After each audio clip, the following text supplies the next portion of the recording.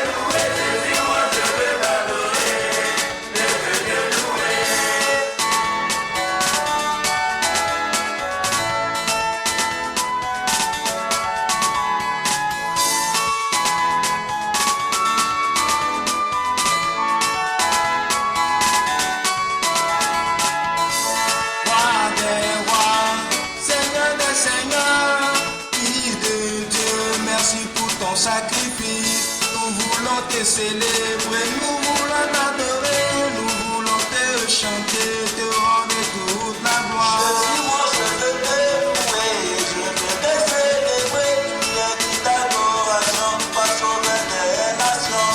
Moi je veux te louer, moi je veux t'adorer, pour tous tes bienfaits. Merci Seigneur.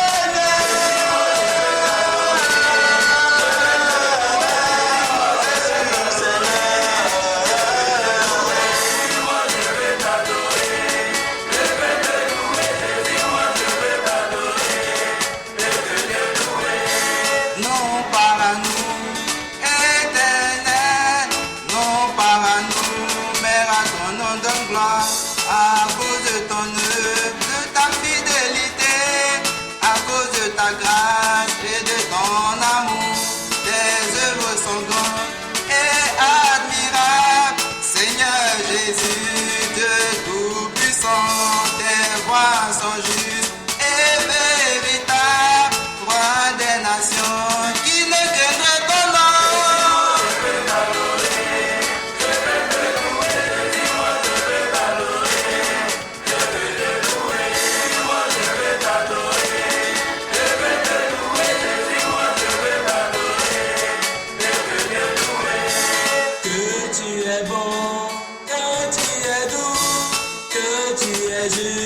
Dans toutes tes voies, j'étais perdu, j'étais lié et découragé de la vie. J'ai cherché la paix, j'ai cherché l'amour et l'assurance de mon salut.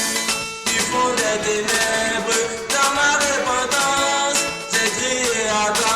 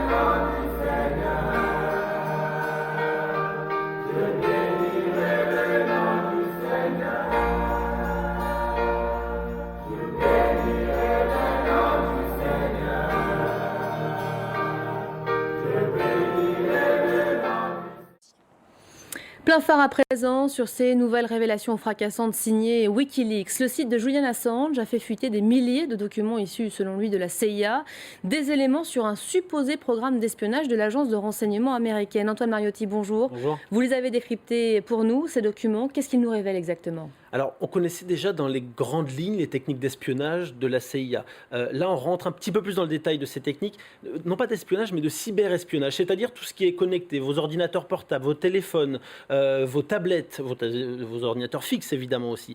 Et puis, on a confirmation grâce à ces révélations de Wikileaks, eh bien que la CIA a réussi à pirater également nos écrans de télévision, les plus récents en tout cas.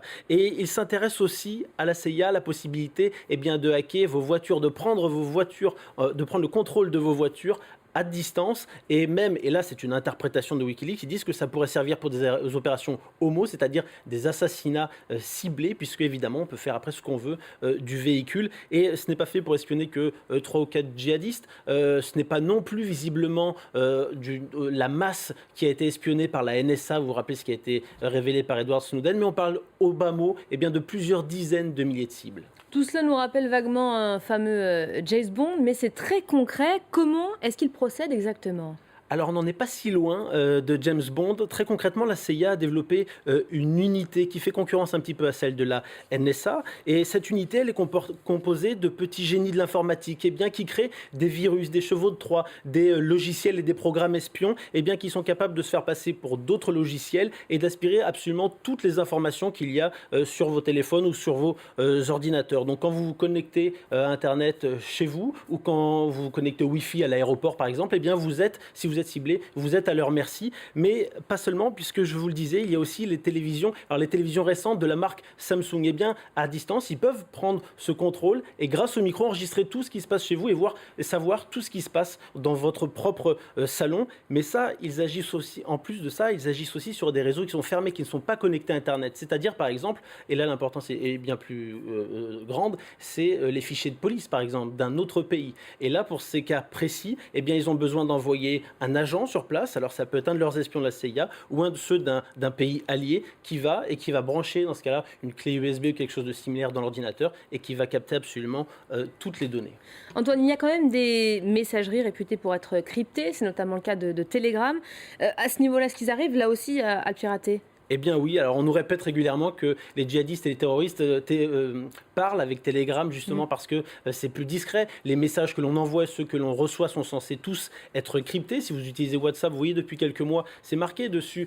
Désormais, c'est sécurisé, c'est crypté. Mais les hackers de la CIA ont réussi à mettre au point un virus qui permet malgré tout d'aspirer toutes ces informations que vous envoyez ou que vous recevez et ils les aspirent juste avant qu'elles soient cryptées puisqu'ils arrivent à pirater directement votre téléphone et pas uniquement l'application. Ils surveillent également ce qui se passe au Moyen-Orient, par exemple, mais aussi en Europe. Exactement. Personne n'est épargné. C'est-à-dire que cette unité dont on parle est basée à Langley, au siège de la CIA, donc près de Washington, aux États-Unis. Mais il y a aussi une sorte d'antenne de deuxième bureau qui est, elle, à Francfort, en Allemagne, qui serait installée au sein même du consulat américain. Ils envoient leurs espions sous couverture diplomatique, avec des passeports diplomatiques. Et une fois qu'ils sont sur place, ils peuvent faire non seulement depuis le consulat avec tout ce qui est connecté, mais aussi se balader dans toute l'Union européenne, puisqu'il n'y a plus de douane, plus de frontières, et aller, comme on l'a vu, directement au contact de leur cible. Antoine, merci beaucoup pour le décryptage. Allez,